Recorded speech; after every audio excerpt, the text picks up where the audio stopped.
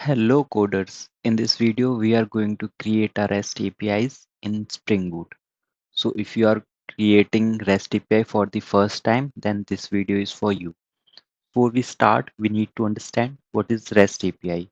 So basically, if I tell you in a simple words or in a simple manner, REST APIs are used to talk to our backend server. So we can communicate with our backend using REST APIs. So I'll tell you further about it later in the video. Let's start with the project. So you only need to have the knowledge of Java in order to complete this project, or we can say in order to complete this REST API tutorial. So if you know Java, you can complete this. You'll get to know some basics of Spring Boot in this video, and through which you can create the REST APIs. So you need to go to this website, Spring Initializer. The website is start.spring.io. Here you need to select uh, these are the default configurations that are already there in the website. So the language is Java, build type is Maven, and this is the Spring Boot version. Let it be the default one. And this is the group artifact and package name. Let it be what is there, and the packaging will be jar, and the properties file and the configurations will be of properties file. And for Java, I'm using Java 25. So whatever Java version or JDK you have in your system, you can select it or you can install the Java 25. So here you need to click on add dependencies and you need to add Spring Web. So I'll add this dependency and I'll generate my project.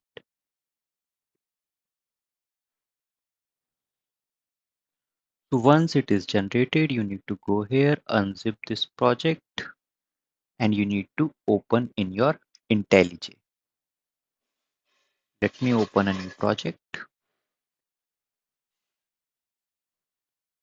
So I'll open it. So this is the basic structure of our Spring Boot project where we are going to create our REST APIs. So here we have in our main, we have Java and we have our main application in demo application. And in resources, we have this application.properties file where we can define some properties of our application. So first of all, you need to start this. This will start your server, your first backend server will be started just by clicking here. So you can see Tomcat started on port 808. So your backend server is running on port 8080. So congratulations, you have created your first backend server. But this is not it. Now you need to create the REST APIs that are the backbone of our backend server.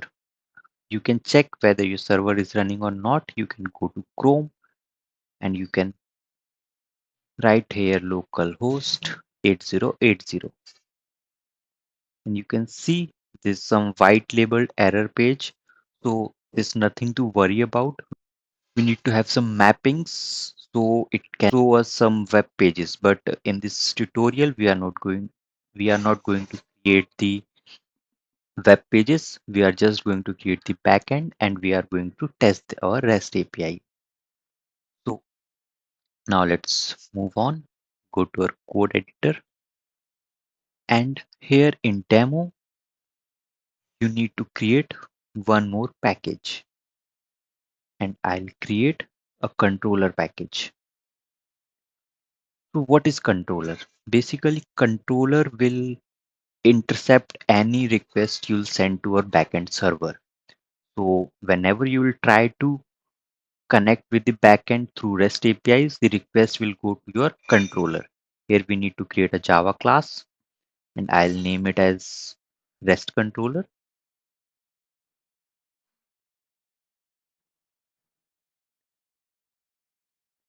And you need to annotate this REST controller with @REST controller.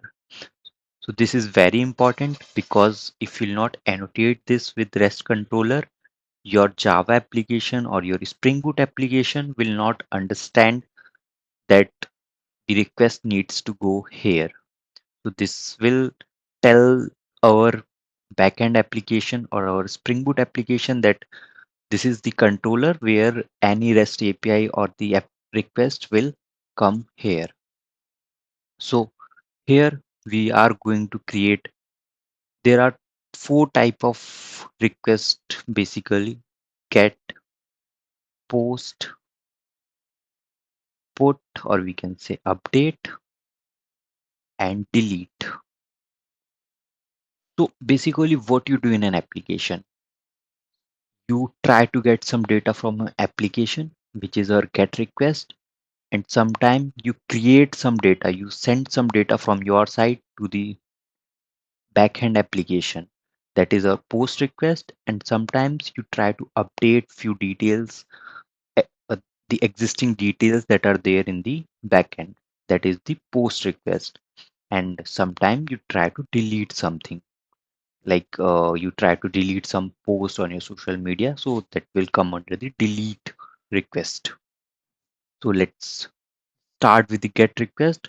So first of all, I'm not going to connect this application with the database as of now. We will use our local list. Let me create a list of employee. I'll create the employee class as well.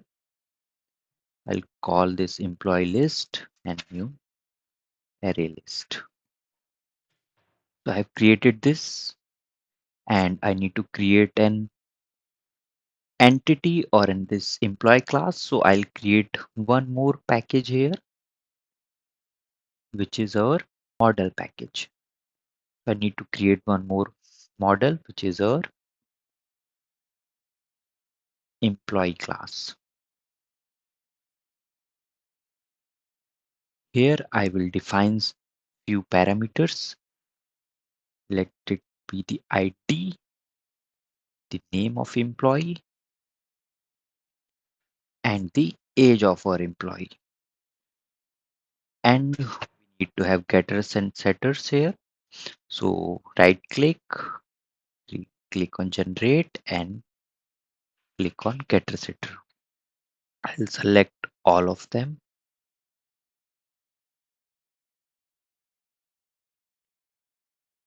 So getter setters are generated here. So we will go back here. We will import this class. We will import this list. And yes, we have the list of employees ready with us.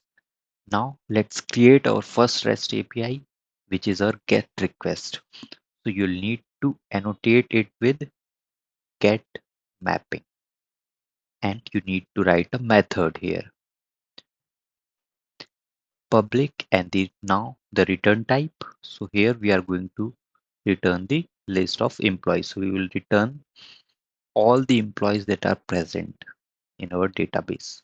So currently we don't have the database, we have this list. So we'll call it as the data in our database. We will suppose that this data is coming from the database, but right now I have created a local list here. So public, return type, and the method name, get employee list. And here I'll just return all the employees that are here. I'm returning this list. We can assume that this list is coming from the database. Here you can add the URL as well. If you'll not add any URL, that will be considered as the base URL.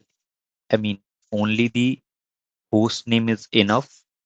Call this URL, but if you'll add something, you need to hit that URL.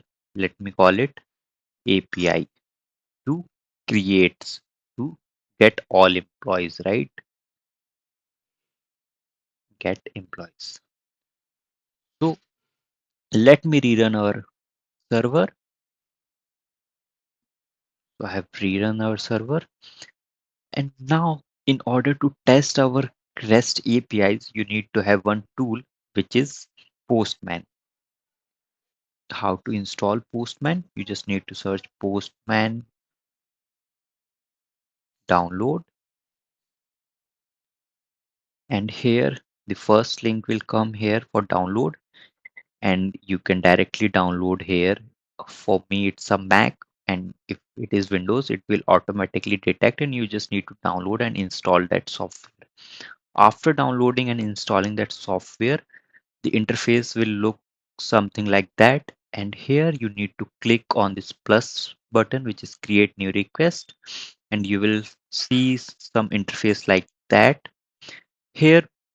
So we have created our first REST API, which is get request. So we are going to hit a request on our server. So our server is running on our local host on port 8080, and we are going to hit our first URL, which is API get employee. So this is the URL we need to pass in order to communicate with our server. So let's paste it here. So you can hit this URL and click on send. So you can see API, we have used double colon here. So you can see an empty list is coming here because there is no employee that we have created yet.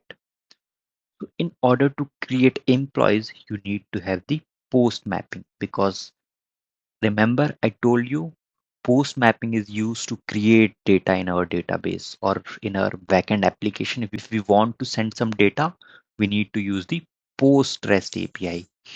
So let's create a second REST API, which is post API, and I'll call it API,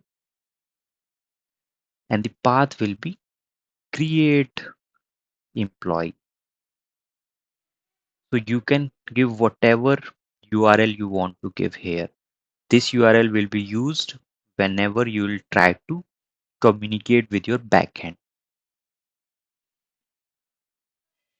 Now just create the function, and the return type will be a single employee. We will return the employee that we will create.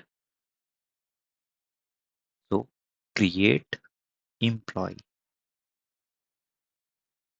So here user need to pass the employee details. So what we have in employees, we have name, age, and ID.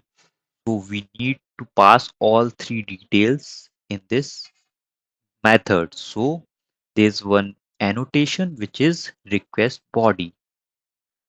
You can use this annotation and tell the compiler that you need to have this employee from user.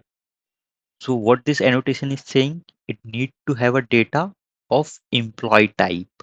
And what does employee have? Employee has ID, name, and age.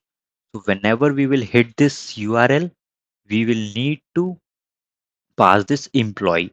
So this annotation is making sure about this, and that will be stored in this employee object.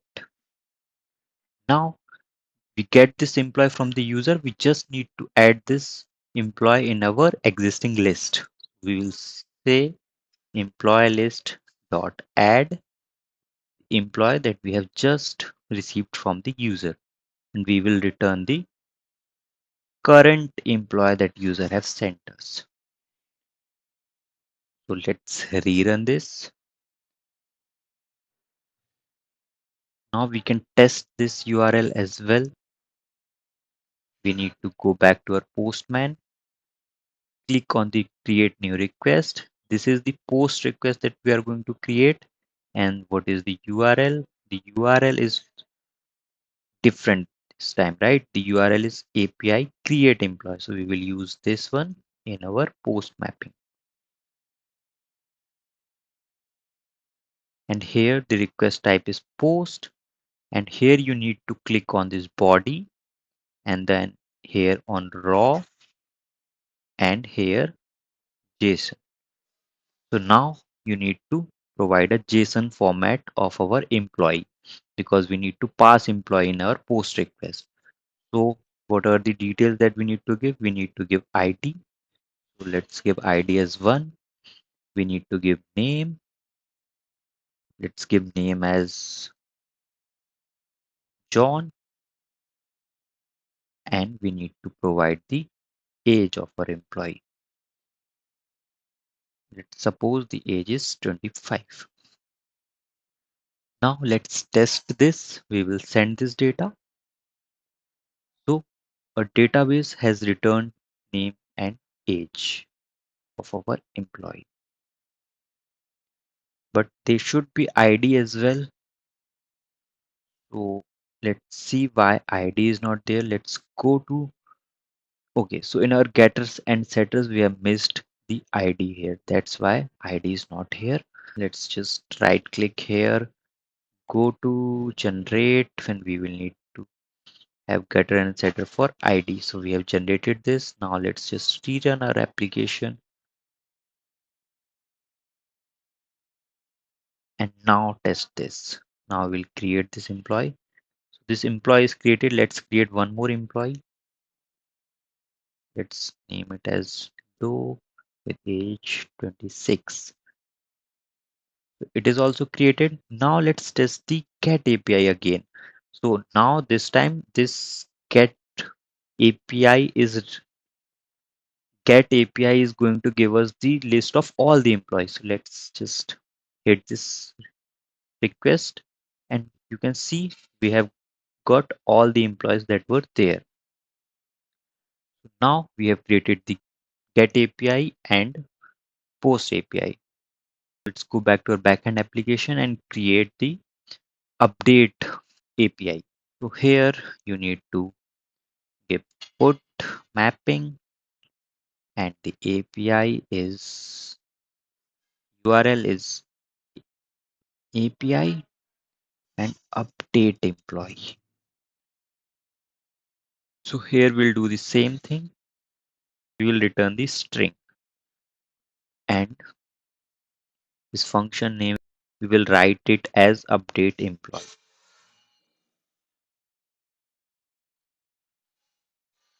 We need to give same. We need to have the whole request body from the user, which employee the user want to update. And here we will run a for loop.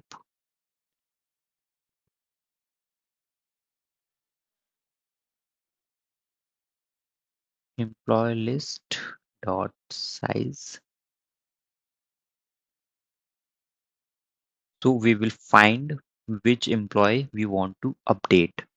So how we will find it? We will say if employee list dot get I dot get ID equals to the employee ID that user has passed.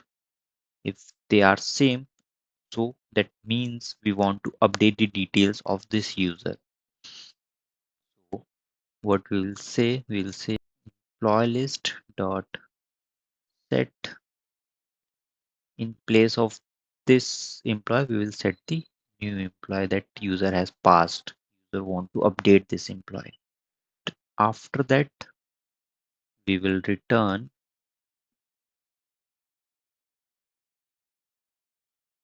employee details are updated. So here let the default message be that user is not found. User not found. But when we will find that user, we will return employee details are updated. But if it is not found, we will just return that user is not found. So let's rerun this and test this. So we are rerunning this application, and we will lose the data that we have provided earlier because we are running this application again, and we are not storing this data in a database, right? So whenever we will restart this application, this data will be lost. But if we are working on the database, then that data will remain with us. So we need to provide the data again by the post method. So let me just send this. Let me create the first user as well, which is John with age 25. So let me get all the users. We have two users in our list. Let's create the new request, which is our first of all, the request is our put request. We want to update the details of our employee. So we will go back here and what was the name that we have written for this API? So this is the URL. So we will paste this URL here and we want to update that user. We need to provide the body. So we will get it from the post request. Let me copy this. Let's paste it here. So let us suppose I want to update the user one, which is John. I want to update the age of John from 25 to 45 and I'll send it.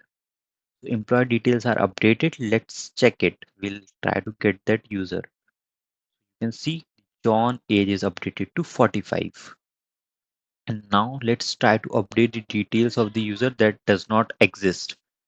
Suppose we give the ID as 3, but we have only 1 and 2 in our database. Let's send it. So it says user not found. We'll try to get the details. You'll get whatever was there earlier. So this is the put request. Now let's work on the delete request. You need to annotate it with delete mapping. Create one more method just like we have created earlier and let the return type be string and the method name will be delete employee. You can name whatever you want, just give some meaningful name. And here we need to pass the URL name as well. API delete employee. And here we will pass the employee ID in the URL. How you can pass the ID from the URL? You need to use this curly braces and write ID. So this ID needs to be included in the URL only. And how you can get it in our backend? You need to write at the right path variable annotation here. So this path variable annotation will get the data from our URL path. So you need to just give the name. So it will be a long value and let it be a ID. And be careful, this ID spelling should match with this ID or else it will not work. So these both of them should match with the name. Now, so what we will do, we will again parse our list, or we can just go in our list and again find the data of the employee that we want to delete. So we will go here, we will say if this employee exists or not. So if it exists, how we can check? Employee list dot get I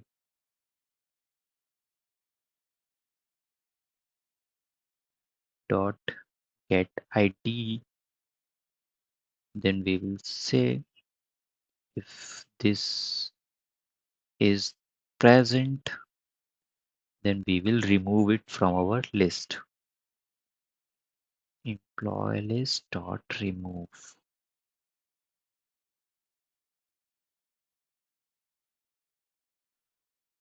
We will remove that employee. Now we just need to return employee deleted.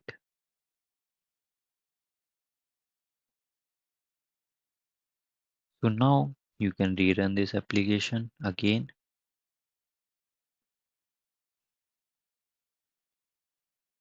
And we will again put some data here because if you'll try to get the details, it will be null because we have restarted our application. Let's go to the post URL, or you can say post API. Let's send some data. So we have one record inserted. Let's insert one more record. So we have two records currently. You can see two records are there. Let's try to delete them. How you can delete them? Just change it to the delete and go back to our back end and copy this path. So you need to give this path,